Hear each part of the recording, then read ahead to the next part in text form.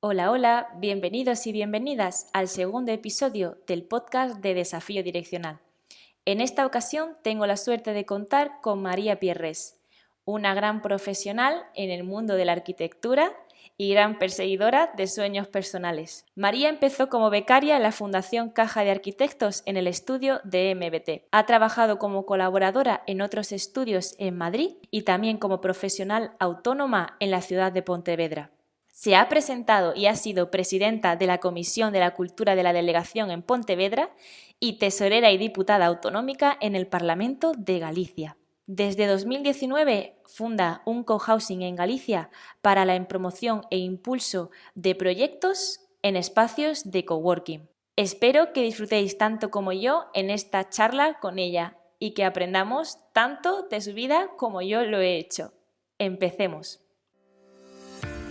Bienvenidos y bienvenidas a Desafío Direccional, un movimiento para afrontar los cambios de las nuevas generaciones. Desafío Direccional. En realidad, la primera pregunta que yo te quería hacer era que ¿qué querías ser de mayor?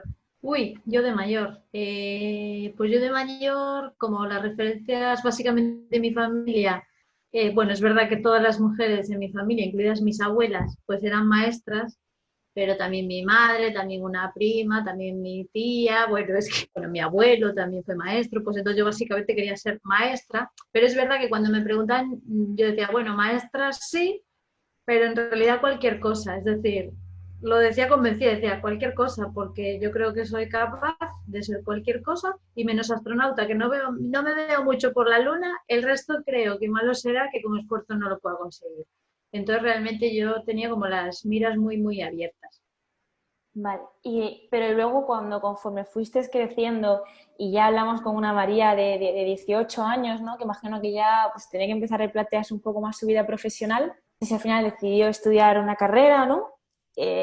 ¿Por qué una carrera y por qué esa carrera?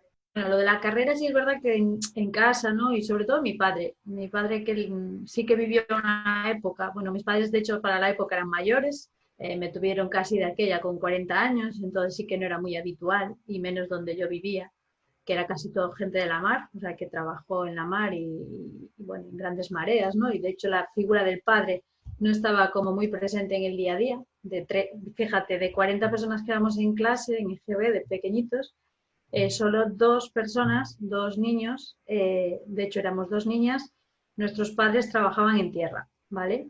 Entonces es verdad que esa figura, mi padre, bueno, pues que vivió esa época, te hablo, él nació antes de la guerra civil, de hecho. Entonces de pequeño pues sí que sufrió todo eso, bueno, pues las dificultades, ¿no? La precariedad. Entonces, para ellos y para él especialmente era muy importante que tanto mi hermano como yo pues accediéramos a la mejor educación posible. Realmente habían accedido y habían tenido la suerte de acceder a la educación y de hacer esfuerzos verdaderamente grandes para que se estudiara, pues yo lo tenía como ya como casi un deber. ¿Por qué la universidad? Realmente porque era lo que me gustaba, pero es verdad que mi decisión, fíjate, de qué quería estudiar casi se gestó en el último mes. Era como que no quería tomar la decisión antes, no fuera a ser que descubriera algo que me gustase más, ¿vale? Entonces sí que fui a las típicas charlas que te daban de aquella, ¿no? Pues cuando estábamos en el último curso de profesionales. Y entonces recuerdo perfectamente que fui a unas charlas en Pontevedra y aparecieron muchos profesionales y entre ellos uno era arquitecto y le preguntó a alguien del público que si él consideraba que existía como un talento, ¿no? Que tenías que tener como algo especial para realmente meterte en la carrera de arquitectura. Y él dijo una frase que a mí me relajó mucho, que fue, no, cualquier cosa se aprende, incluso el dibujo, ¿no? Que era un poco así como el tabú y que yo realmente pues tampoco era especialmente buena en dibujo, ¿no?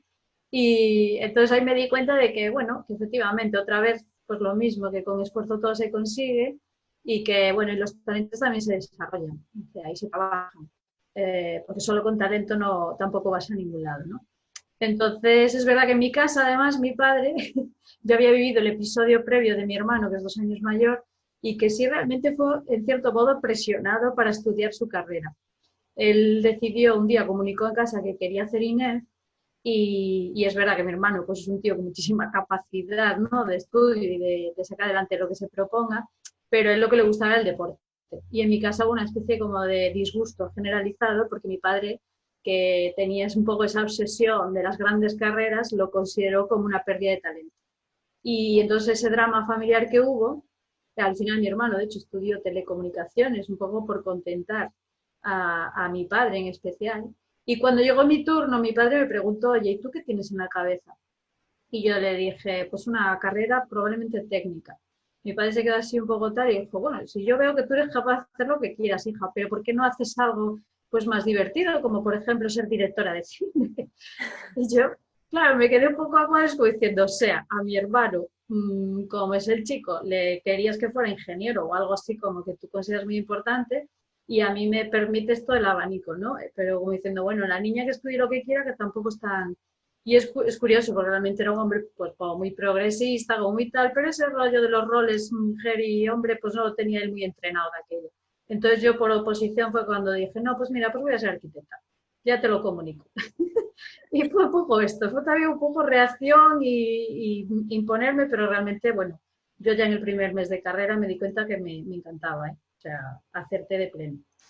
Genial. Entonces, ¿qué tal fue esa experiencia universitaria? Y si en arquitectura encontrabas tú que habría esa brecha de género que decías tú que también al principio los roles, ¿no? A veces están muy marcados. Total, total. Bueno, la carrera, te digo, a mí me apasionó. Yo desde el primer mes era muy dura, porque psicológicamente era muy dura. Yo sé que, de hecho, estoy en contacto también con profesores a día de hoy y me comentan que ha cambiado bastante, en el sentido de que es verdad que Bolonia pues ha, digamos que tutorizado, ¿no? Mucho más a los alumnos, hay un contacto muchísimo más directo. Yo te hablo de una época en la que yo tengo asistido a clases en que éramos como 300, 400 alumnos en un aula y no cabíamos. Realmente teníamos que ir corriendo literalmente porque en algunas asignaturas solo había un profesor y eran como clases magistrales. Era pues este rollo un poco incluso americano, ¿no? De un gran foro, de todos luchando por tener un sitio y escuchar las palabras del gran maestro, ¿no? Era un poco este rollo. Entonces era muy competitiva porque realmente eso sí se fomentaba. Los arquitectos, bueno, en general, como profesión, aunque tire piedras contra mi tejado, es verdad pues que son o somos profesionales que se nos reconoce como un gran ego, ¿no? Y bueno, pues con unas personalidades a veces complejas, entonces eso todo se transmitía y los profesores, que al final acaban arquitectos que ejercían la profesión la mayor parte, pues también transmitían esto y eran como muy severos y muy duros en o sea, en los comentarios. Entonces yo pues tuve muchísimos compañeros y compañeras que tuvieron literalmente que abandonar la carrera durante un año, 2 años y pues acudir a tratamientos psicológicos, o sea, porque realmente era especialmente dura. Yo es verdad que en ese sentido me considero una persona, bueno, que las experiencias me pueden hacer sufrir, pero me fortalecen e intenté siempre, bueno, pues de lo malo encontrar la parte positiva, ¿no? Y es verdad que al final, pues sí que encuentras en los compañeros, bueno, pues como toda mala experiencia, en grupo se lleva mejor. Y entonces yo siempre me sentí, pues sí, acompañada durante todo el proceso que fue, y es verdad que además eran planes antiguos, muy largos. O sea, realmente yo estuve 7 años, porque realmente entré con ese plan antiguo que tenía, pues ese largo recorrido, ¿no? Entonces era muy, muy intenso. Y lo de la brecha, sin duda, o sea, la brecha era evidente. Es verdad que yo la evidencié más al salir. Tan pronto salgo y hago mis primeros concursos con compañeros, de hecho, eh, cuando ganamos pues algún premio, de hecho los primeros que nos presentamos ganamos unos accésitos o un segundo premio, etcétera, y empezamos un poco a salir pues en medio o incluso entre nuestros compañeros. Yo sí que, por ejemplo, empecé a darme cuenta de que mis propios compañeros, ex compañeros de carrera me decían, pues qué guay, ¿no? Que habéis ganado y me hacían preguntas como, ¿qué sientes estando con fulanito, ¿no? Porque yo era un equipo en el que éramos dos o tres, dos chicos y yo. Y yo, claro, me quedaba a cuadros en plan, pero porque dais por supuesto que el gran mérito del concurso o del éxito reside en ellos y no también en mí. Claro. Es que yo no lo acabo de entender. Decía, perdona. Y era curioso porque es verdad bueno, yo sí a nivel estudios pues recibí la beca, ¿no? A los mejores expedientes de proyectos de la carrera allí en Coruña, en ese año. Éramos yo y otro chico y tuvimos la oportunidad después de ir uno de los 20 mejores estudios que había en Europa, ¿no? Era, bueno, pues era un poco una beca de prestigio. Y a pesar de todo ese reconocimiento que a nivel estudios yo sí recibí, cuando efectivamente ya tienes algún éxito personal, se atribuía siempre a la figura masculina. Y esto lo comentan muchísimas arquitectas. Siempre parece que vamos a caballo de y acompañándolos, pero parece como que no entraba en la cabeza y no entran a día de hoy que podamos ser un poco las cabezas directoras, ¿no? Y al margen de que yo creo en la colaboración y creo que cada uno aporta lo suyo, ¿no? Pero siempre se nos sigue manteniendo un segundo plano o que a la hora de recibir la opinión la prefieren que la de él, ¿no? Y esto es bastante frustrante y lo sigo viviendo a día de hoy. ¿Y cuál es el mayor aprendizaje de esa época que tú sufriste y que también lo tienes asimilado de decir, pese a ello, seguí para adelante y luché por mi sueño, ¿no? De ser yo la jefa, la arquitecta y ser reconocida yo? Pues yo creo que básicamente fue eso, es decir, aprender que te invisibiliza, ¿no? Que la sociedad te está invisibilizando continuamente y parece que tienes que hacer ese esfuerzo mayor. Yo creo que cuando hablamos de los techos de cristal, realmente lo que estamos hablando es pues ese mayor sudor, ¿no? Que tenemos que hacer y que sacar para llegar a la misma cota. O sea, a mí cuando me dicen, no, eso, bueno, el feminismo tal, es que si todas somos capaces y yo creo en la misma capacidad, yo, claro, es que nosotras también. Es decir, cuando uno se siente feminista, realmente claro que tiene claro que tenemos las mismas capacidades. Lo que pasa es que el esfuerzo que hacemos es infinitamente mayor para llegar a ese mismo reconocimiento social.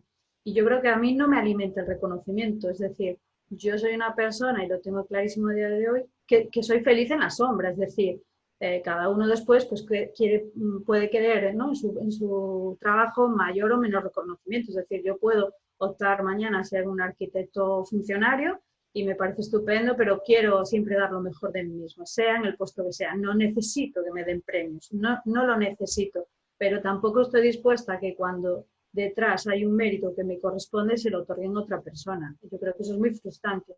Entonces yo con eso que me ocurre y en la propia carrera además lo veo, ¿no? Sí que llegó un momento en mi vida profesional después de estar en diversos estudios y ahí estar hiper cómoda, porque mis jefes confiaban en mí como cualquiera, yo ahí no noté ninguna brecha de ningún tipo, todos éramos responsables y se nos exigía exactamente lo mismo, pero cuando ya me pongo yo sola, digamos, cuando ya doy el paso de, bueno, pues ahora me establezco yo sola y abro mi propio estudio, sí que hago colaboraciones puntuales nuevamente con algún compañero y nuevamente vuelvo a vivir el hecho de que las obras se reconocen y se otorgan solo al hombre. Y como que tengo que estar continuamente explicando, no, mira, es que yo ni soy su secretaria, ni soy su ayudante, es que soy su socia y hacemos los proyectos a la par. Cada uno aporta lo suyo, pero estamos los dos y mi compañero cansarse también de hacer ese trabajo continuo porque yo a mis compañeros no les achaco esa culpa, sino que es la sociedad la que sigue asumiendo y otorgando roles. Entonces, después de 3 años con esas colaboraciones en proyectos realmente en los que yo aprendí mucho, digo, bueno, otra vez tomo la decisión de decir, bueno, pues voy a volver a dar marcha atrás, voy a volver a recuperar mi espacio y aparte porque creo que me lo debo, porque todo el esfuerzo que he hecho durante tanto tiempo merece el que yo pues apueste por mí. Y si apostar por mi profesión es hacerlo sola, pues tendré que hacerlo durante un tiempo hasta que todo el mundo tenga claro que María Pierres Arquitecta es capaz de hacer lo mismo que un hombre, incluso pues mejor si así se ha de dar, ¿no? Pero, y volví otra vez a estar, digamos, solo. Y, y también a emprender, ya a emprender pues la aventura también empresarial de hacer una empresa de trabajo colaborativo. Entonces me estabas diciendo que María Pierres ya tenía su estudio, ya estaba siendo reconocida y entonces decide lanzarse al mundo del emprendimiento. ¿Qué fue lo que te hizo a ti meterte en ese mundo y cómo fue tu inicio? Pues yo creo que surge un poco en coherencia con todo lo vivido. Es decir, yo me niego, es verdad que aunque yo me establezco sola, yo creo mucho en el trabajo en equipo y soy fiel defensora de él. Y no creo nada, además en los protagonismos. Entonces, Yo sí que, claro, había estado trabajando en Barcelona, había estado trabajando en Madrid y sobre todo en Barcelona había vivido una época en el año 2001, 2002, en el que muchísimos estudiantes, por ejemplo, ya compartían espacios para desarrollar sobre todo sus fines de carrera, ¿vale? Eran sobre todo arquitectos, yo tenía alguna compañera que estudiaba y acabó su carrera allí, entonces yo había vivido un poco ese ambiente plenamente colaborativo. Entonces, sí que en mi cabeza rondaba como este tema de decir, bueno, ¿y yo por qué tengo que trabajar sola y pasar por esto si realmente no me gusta? Pero tampoco me gustaba la otra situación que había vivido. Entonces dije, bueno, pues, ¿qué tal si promuevo yo misma que exista ese espacio y poder colaborar con muchos otros profesionales y así, aunque yo ejerza mi profesión y pueda tener también mis compañeros o mis compañeras, pues también nutrirme de los conocimientos de muchos más profesionales. Entonces, la verdad es que fue todo así un poco como locura, porque fue ocurrírseme un día, entrar en un chat y en ese chat ya aparece la que sería mi socia, que ha sido mi socia durante 7 años. O sea, ese mismo día tomo la decisión y decidimos tomar un café ya al día siguiente. Y desde ahí, en menos de un mes y medio, ya habíamos conformado la empresa, ya teníamos el local, ya estábamos como motos. Madre, vaya, eso fue Y, un acelerón impresionante. sí, la verdad que todo el mundo a tu alrededor te dice qué locura, qué locura. Fue un poco muy gracioso porque fue casi como un enamoramiento. Los padres de ella quisieron conocerme, mi madre de aquella, porque mi padre había fallecido, pues también como súper preocupada, en plan, ¿a dónde va la loca esta? Pero sin embargo, bueno, yo creo que nos encontramos dos personas muy complementarias, yo como mucho más racional y mucho más tal, y mi socia como un volcán de ideas y de iniciativas, entonces fue maravilloso y así ha estado y ha funcionado fabulosamente. Qué bien. ¿Y qué tal fue, o sea, porque claro, ya una cosa es ser arquitecta y otra cosa empezar lo que es un negocio, ¿no? Que lleva también muchas más cosas involucradas. ¿Cómo fueron esos inicios de la gente empezando a colaborar, cuando empiezan a llegar las primeras personas allí a trabajar? También si notaste ahí también que en el mundo del emprendimiento hubiese una diferencia siendo dos mujeres emprendedoras a si hubiese un hombre dentro del equipo. Mira, lo de las mujeres, o sea, para que no se me olvide, porque sí que considero que es importante, no vi ninguna desventaja ni ningún tipo de problema. Si es verdad, por ejemplo, que quisimos optar, nos imagino, o sea, pensamos, ¿no? Bueno, siendo dos mujeres, tiene que haber ayudas al emprendimiento, seguro, ¿sabes? Y las había, pero ninguna entrábamos, ninguna de las dos. Es decir, yo de hecho le llevo a ella 8 años. Yo por edad no entraba, pero ella entraba y sin embargo, por haber estado trabajando hacía unos meses, pues ya tampoco entraba, porque tenía que haber estado en paro, digamos, más tiempo del que ella llevaba. Entonces fue como un poco frustrante. No es verdad que para nosotros no fue determinante, las dos digamos que contábamos con unos ahorros y decidimos arriesgarlos. Y con esa tranquilidad de decir, bueno, puedo arriesgar estos ahorros y si va mal en un año esto se cierra. Entonces fue como realmente eso, todo muy racional y todo como muy controlado. Realmente nosotras nunca sentimos un gran riesgo, más bien mucha emoción por ver cómo podía crecer. Y hicimos una estrategia muy clara de darlo a conocer incluso antes de tener nada cerrado, ni con el local ni nada. Es decir, vender un producto antes de tenerlo y hicimos un testeo en la ciudad con una rueda de prensa y a la que ya acudió mucha gente como curiosa, ¿no? De saber qué era eso, porque realmente el mundo del coworking pues era absolutamente novedoso en Galicia, solo existía un espacio y era en La Coruña y tampoco se había difundido mucho así a nivel social. Entonces, bueno, pues un poco lo hacemos y ese mismo día ya, después de la charla, se nos apunta gente.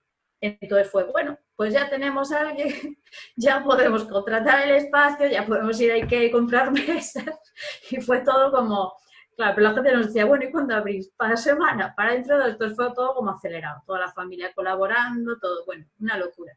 Si mejor o peor, yo creo que curiosamente en el mundo de emprendimiento, el mundo colaborativo, el hecho de que fuéramos dos socias, yo creo que sí, o sea, dio como una especie, no sé cómo decirlo, nuestro espacio, que se llama Espacio Arroelo, es muy acogedor. Y todo el mundo cuando entra por la puerta, de hecho, se suele enamorar. y así nos lo han trasladado muchos coworkers, que fue verlo y decir, aquí quiero estar. Entonces nosotras nos hemos encargado un poco que sea como ese hogar. Entonces yo creo que también ejercemos mucho esa labor asesora. De hecho, lo llevamos muy a la práctica con muchas de nuestras iniciativas, especialmente mi socia, que ha estado estos últimos 4 años ella sola, ¿no?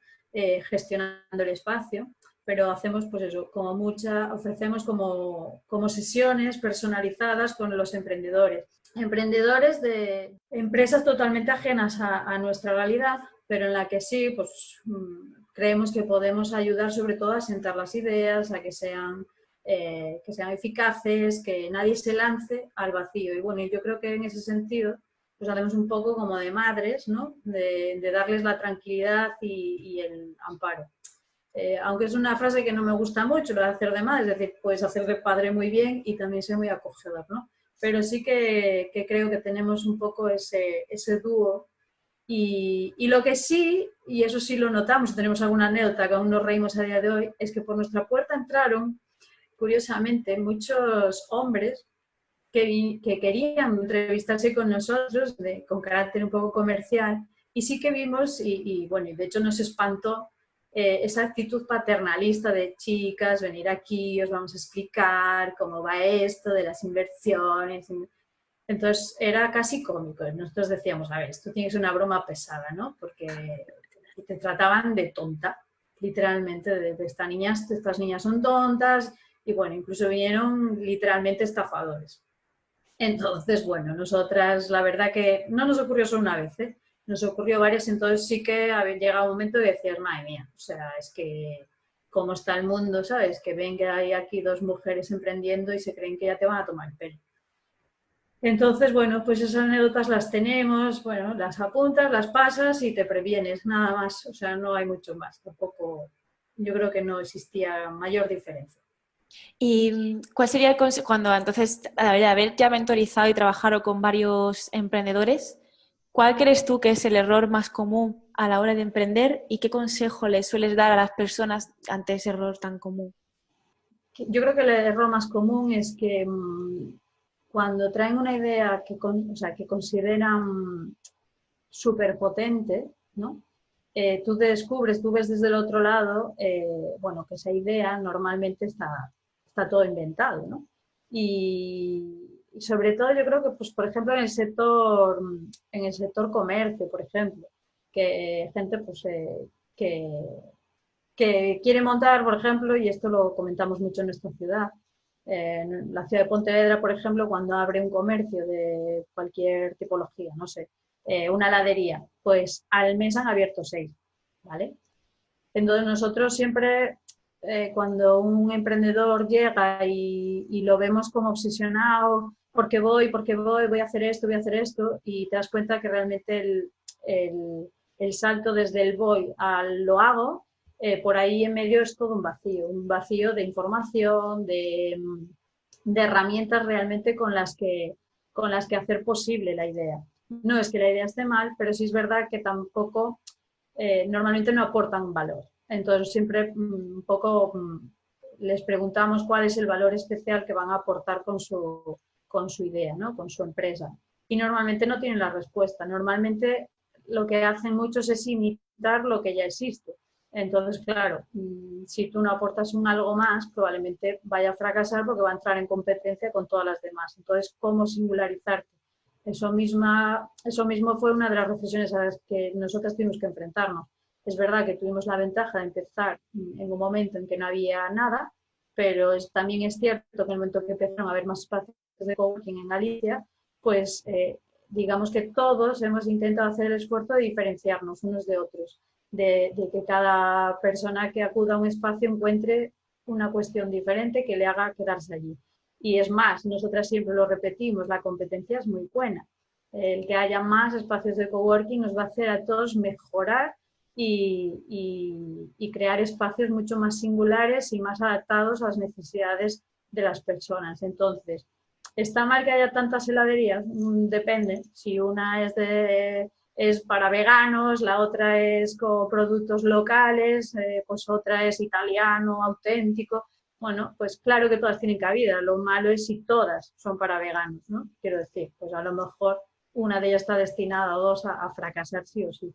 De todos modos, nosotros, en este sentido, lo que hicimos de forma, bueno, pues un poco grupal, porque surgió realmente de todos los coworkers, fue hacer una especie de talleres que le llamábamos los talleres Colabora, y en la que hicimos como una selección de personas en desempleo, en estado de desempleo, y seleccionamos realmente, pues yo recuerdo que hubo un aluvión de gente que lo solicitó, porque eran como unos talleres gratuitos, que lo hicimos con el esfuerzo de todos los coworkers, para intentar ayudar a la gente en esa situación a que redirigiera su vida laboral y darle todas las herramientas posibles. Y sobre todo, lo más importante, mejorar su autoestima, que sabíamos que estaba pues muy dañada, porque aparte veníamos de la crisis más importante,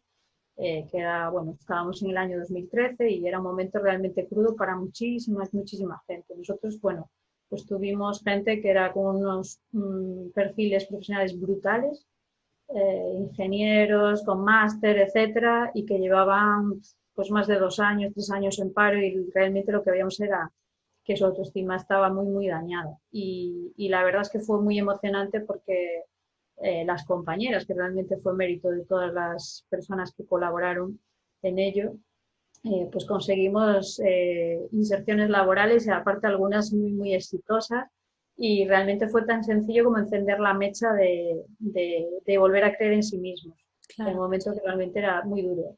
Y a raíz de ahí, pues las instituciones, en este caso la institución local del Concello, pues contactó con el espacio para interesarse por esa iniciativa que habíamos tenido, y después se pudo hacer ya a nivel institucional, y algunas de las personas que participaron en su momento desinteresadamente, pues también hicieron ya un programa pues remunerado en este caso, ¿no? Y se generó, pues también hay una oportunidad de trabajo para las personas, y se pudo ayudar a muchísima más gente, ¿verdad?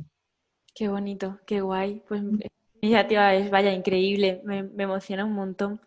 Pero, y ahora, entonces, porque claro, esa fue una crisis, pero ¿y qué me dices de la crisis que estamos viviendo ahora? Y más de un espacio de coworking, ¿no? Que al final hay que estar allí físicamente. ¿Cómo Mm. se ha enfrentado esta nueva crisis? Y se imagino que tendréis que pivotar o algo. ¿Cómo la afrontáis? Pues mira, sí, realmente cuando explota la crisis, y yo recién llegado otra vez un poco a la empresa, ¿no?, de coworking, pues mi socia y yo hablamos, y es verdad que lo vimos negro, sinceramente. Lo vimos muy negro porque una de las filosofías del coworking es, bueno, tú estás, pagas, tú no estás, no pagas. Entonces, pues con eso, que es una ventaja para nuestros coworkers, pero que, bueno, en condiciones normales es muy sostenible para nosotras, nunca supuso un problema. En este caso era, pues, tener claro que al mes siguiente no iba a pagar nadie, pero que las facturas nosotras las teníamos que seguir pagando, todos los suministros, los alquileres, etcétera. Entonces fue un palo duro, y es verdad que volvimos a hacer un poco como al principio, a ver cuál es la hucha que tenemos y qué capacidad tenemos de aguante, ¿no?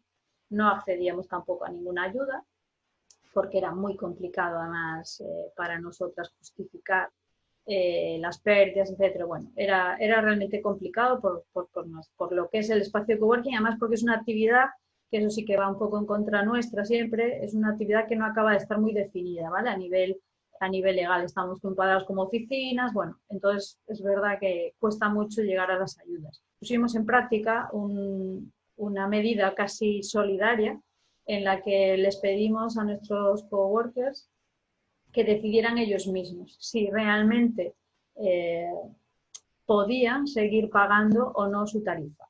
Es decir, nosotros les comunicamos que nadie iba a perder su puesto de trabajo en el espacio colaborativo, porque es verdad que una vez que ellos no pagan, pierden, digamos, su puesto, que puede ser ocupado por otra persona en un futuro, con lo cual no les asegurábamos tal, pero nosotros les comunicamos, todo el mundo va a poder, incluso las personas que no puedan pagar.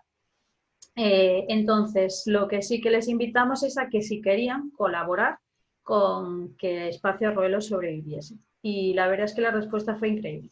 porque mucha gente, sabiendo que no iba a poder hacer uso durante 2 meses, decidió pagar la tarifa completa, tal como pagaban, entendiendo que, bueno, era tanta faena para nosotros como para ellos, pero que había que ser solidario. Y es verdad que conseguimos cubrir todos los gastos más importantes del coworking, simplemente por renunciar a las nóminas, en este caso de mi compañera. Y mucha gente, de hecho, lo que hizo fue aportar lo que pudo. Pues algunos 50 euros, otros 30, otros en función de su facturación, porque algunos siguieron teletrabajando desde sus casas y decidieron pues, aportar un porcentaje de su facturación. Y así estos 2 meses. Y es verdad que pensábamos que todos nos empezaban un poco como a comunicar y nosotros sí que pedíamos saber cuál era su idea, cómo creían que si iban a volver, si no volverían, etcétera. Y la verdad que fue sorprendente porque así como al principio casi, no sé, pues un 30% ya comunicaban que no se veían hasta a lo mejor octubre y en caso de volver tampoco lo podían afirmar. Eso todo ha cambiado. En este último mes ya pues mucha gente ha dicho, bueno, yo no aguanto más en casa, por mucho teletrabajo que sea, es verdad, y es lo que da sentido a un espacio de coworking, es la sociabilidad, la comunidad.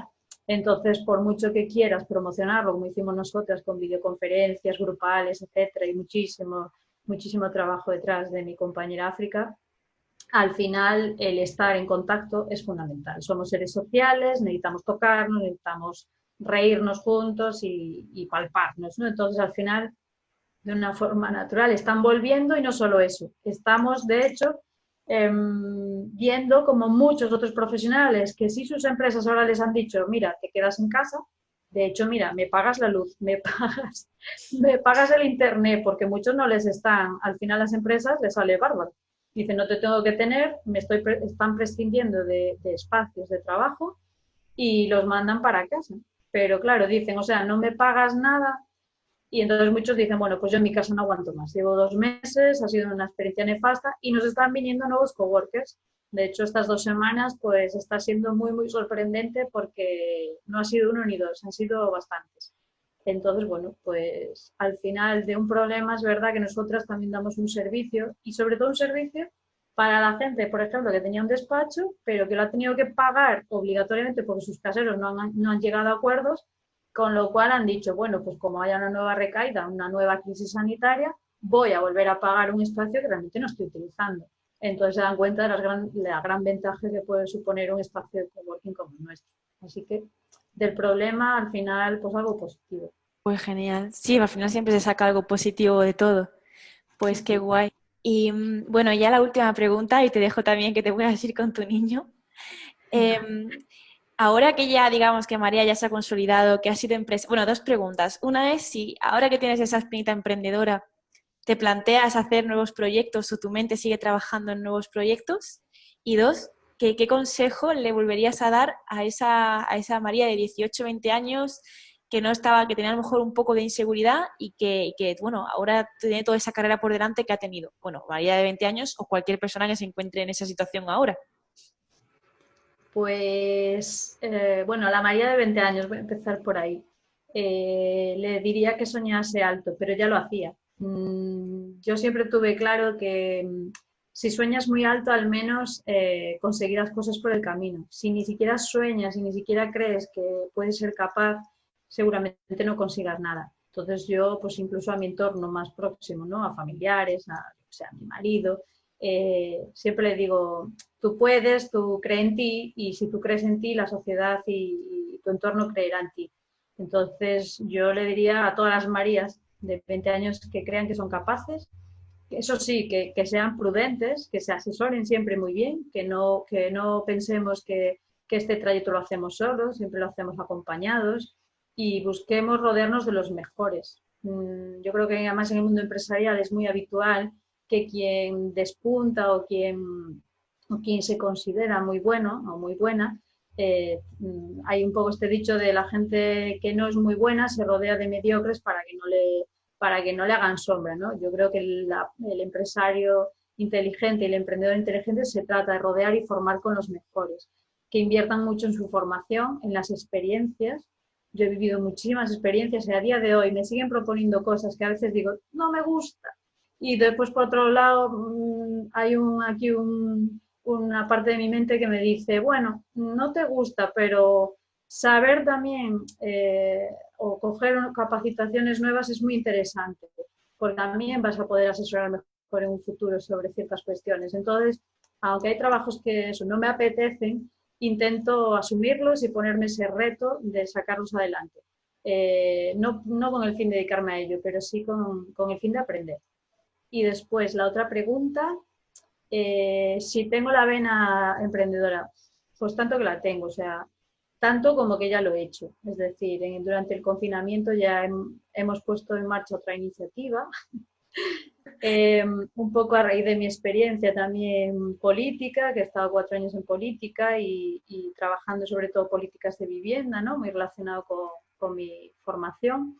Entonces, pues he descubierto una parte muy potente que a mí me ha interesado muchísimo, que es poder transformar realmente las políticas desde la política, todo lo que tiene que ver con el acceso a la vivienda y los derechos de las personas.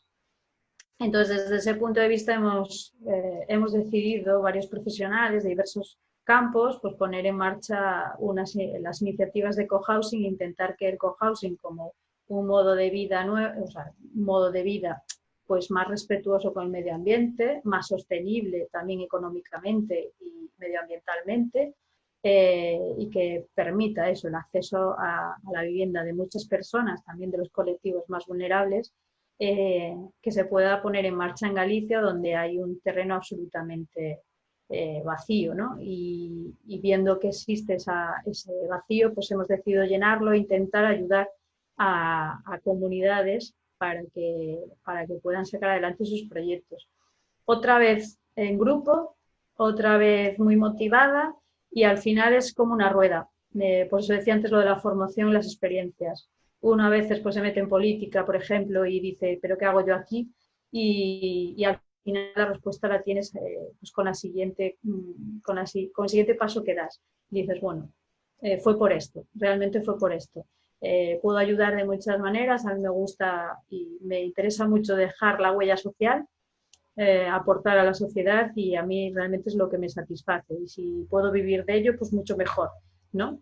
Tampoco se trata, o yo creo que tampoco debemos menospreciar la importancia que tiene sobrevivir económicamente, pero sin ánimo de lucro, porque yo además, bueno, pues sí puedo decirlo con la boca bien alta que en política no he estado para lucrarme, pues he ganado literalmente menos de lo que he ganado profesionalmente, pero la satisfacción que tengo a día de hoy de haber pasado y aprendido tantísimas cosas y dotarme de tantas herramientas para poder cambiar muchas cosas, para mí es lo más satisfactorio. Buah, pues me ha dejado sin palabras, sin palabras. Así que la verdad que me ha encantado conocerte y que me cuentes eso y bueno, y saber que hay gente pues que no va a política nada más que para eso, ¿ves? La política cada uno tendrá su opinión en ciertas cosas, pero que en realidad está ahí, ¿no? Para ayudar al resto de la persona. Mucha gente, mucha gente. Yo creo que como todo en la vida, ¿eh? Paloma, yo creo que siempre acabas sobresaliendo lo negativo, ¿vale? Y lo negativo nos impacta siempre mucho más que lo positivo.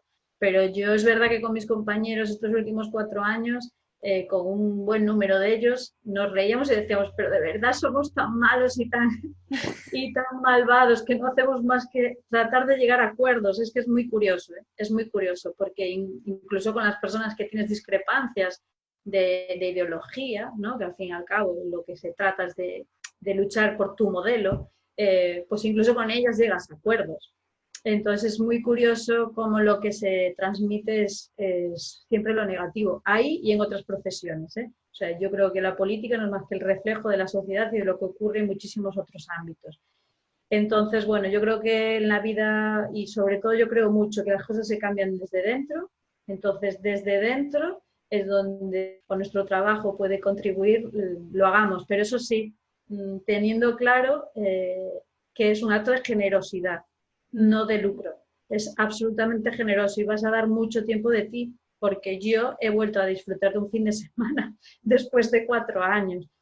Que eso es verdad, la disponibilidad que tiene un político es absoluta, porque te debes a la ciudadanía y a donde te llamen y a donde te reclamen. O sea, yo no se me ocurre negarle o no se me ocurría negarle una conversación, un consejo a nadie. Entonces, sacrificas tu familia por ello. Yo he tenido un padre que fue alcalde de un pueblo, o sea, de una villa. Entonces, es verdad que eso ya lo tenía en la sangre. O sea, yo sabía perfectamente el sacrificio que suponía, ¿vale? Y yo creo que con ese talante tienes que ir a política y también salir de ella, saber salir. ¿Vale? Yo que conste que estaba enganchada, ¿eh? O sea, llega un momento que te enganchas porque es muy bonito, porque tiene una parte realmente, o sea, el 90% es bonito. Hay una parte fea, también es cierto que es fea, porque los sentimientos, si eres una persona sensible, es duro de llevar, pero repito, bueno, normalmente se ve lo feo, pero Ya. hay una parte muy bonita y ojalá todo el mundo la pudiera vivir. O sea, yo te animo, ¿eh? Yo te animo totalmente. Bueno, yo Te va a fortalecer mucho también, pero es muy, muy bonito, muy recomendable. ahora mismo demasiadas cosas. Ahora mismo, cada vez que conozco a alguien, me da ganas de ser, yo quiero ser esa persona de mayor. Y esto en vez de ayudarme a aclararme, lo que me está abriendo es muchas más fronteras. Y lo que pasa es que me gustan muchas cosas. Así que cuando a mí me preguntaban que qué quería ser de mayor, es que no sabía responderlo, pero no porque no quisiera ser nada, sino porque quería ser muchas cosas. Así Qué que, bueno. Bueno, yo también te digo una cosa, Paloma? Se puede hacer varias cosas. Se puede apuntar a varias direcciones. Yo creo que la única dificultad que tendrás que solventar es eso, rodearte de equipo para poder hacerlas. Pero vamos, yo soy el ejemplo de mujer multifunción, porque también estoy en una directiva de un colegio profesional, dos empresas, la política, pues sigo estando a nivel ejecutivo, etcétera. Es decir, se puede hacer muchas cosas, muchas. Bueno, hasta estuve en un coro y estoy en la asociación, bueno, una locura. Pero el tema es, claro, que tengas un entorno que te lo permita y tener la suerte además de que tu sí. entorno familiar también pueda soportar esas dedicaciones, ¿vale? Pero bueno, Cada decisión a su tiempo y con cabeza lo intento hacer. Y luego, pues, será hora de decidir otra cosa. Y en el camino, pues, se me ocurrió esta idea de poner en audio y a que llegara más gente que le pasara como a mí, ¿no? Porque en realidad satisfago una necesidad mía de conocer gente, de conocer su historia, de compartir la que me gusta. Así que, pues, te agradezco muchísimo que seas parte de esa iniciativa y nada, te deseo también lo mejor. fenomenal. Agradecida yo, de verdad, Paloma, muy agradecida.